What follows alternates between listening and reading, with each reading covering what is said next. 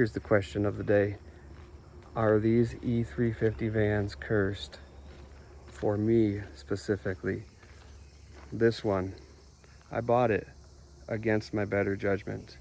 Within 15 minutes into the drive home, a brake caliper was hanging up. I think that the caliper issue might be resolved now, but it definitely was a serious issue.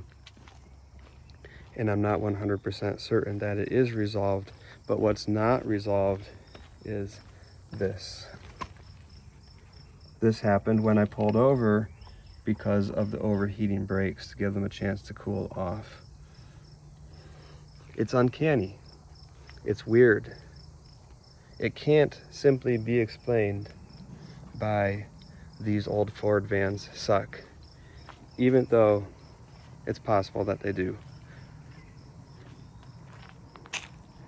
The van doesn't get a punctured tire because the van sucks. The van may be leaking from the rear axle because the van sucks. The van may not be sending all of the signals correctly to its trailer output because the van sucks. The van may have brake issues because the van sucks. Or it might just be because it wasn't maintained and it's rusty and it's old, which is also a fair assessment. And could happen to any vehicle, even one that doesn't suck, when it gets rusty and old. Any other issues with this van? There's quite a few issues I've had with my other van, my other E350 van, that kind of just boiled down to this van sucks and it constantly has problems and mechanical things are constantly failing when I put it under strain. And yes, it was an old vehicle.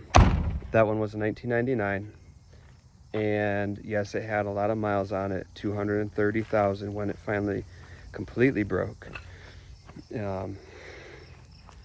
But this is also an old vehicle. It's a 1990. This has a lot of miles on it, 297,000. This does not fall apart every time I use it. And I'm using this car over its rated capacity, where I was using that E350 van. Even though I was hauling with it, even though I was working with it, I never ever even once went over its rated capacity. So yeah, the Ford vans suck. They really do. But there's something else going on here. There's something spiritual happening. There's something uncanny and unexplainable and absurd. And I'm not sure exactly what powers are at work here. It might be a power at work to save me money, because when I noticed that issue with the tire, I had just pulled into AutoZone for the second time to go ahead and order the brake parts. And I was going to order the brake parts because even though I thought that maybe the brake issue had worked itself out, the van, after I pulled over, let it cool down, got back on the road, I started to smell it burning again, and then it went away.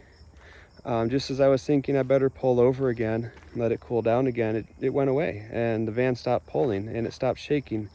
And I took my hand off the wheel and it continued to drive straight, and I came to a stop at a stoplight and I let my foot off the brake and it edged forward, like the brakes weren't hung up. And so it really seems that with some PB blaster and a little bit of motion, that issue may have resolved itself. So is the spiritual force at work here good? Is it evil? Is it trying to protect me from spending money on this van that I don't need to spend? Or is it trying to protect me from spending money on this van at all, because the right decision is to drive it into the scrapyard and walk home? I don't know. The answer, surely there's an answer to that question. There's something strange going on here, and surely there is an actual answer to the question. There's an actual reason. It's not just random coincidence that the one time I pull off to the side of the road in this van, it gets a flat tire in the one place that can't be patched and repaired on the sidewall. And the dozens of times that I've pulled over to the side of the road in this car, it's never gotten a flat tire. That can't happen just because the car is a better vehicle. It is a better vehicle. I will absolutely debate it's a better vehicle. But that does not cause it to not get a flat tire. Statistically, this car should have a flat tire and the van should not. But nothing about owning one of these vans has ever followed statistical likelihoods for me. Never. And I've owned one before. And my experience with that van could not be explained by science. So what's happening here? That's the question. Thanks for watching. You know, at the end of the day, I'm just trying to squeeze out any type of YouTube content I can, because this van's about to cost me $800 in brand new tires, or $150 in one mismatched new tire, which would be kind of lame. But either way, the van is attempting to rob me of every hard-earned penny that I have, so I'm just trying to crank out YouTube content. And I also think that there's something supernatural and fishy going on here.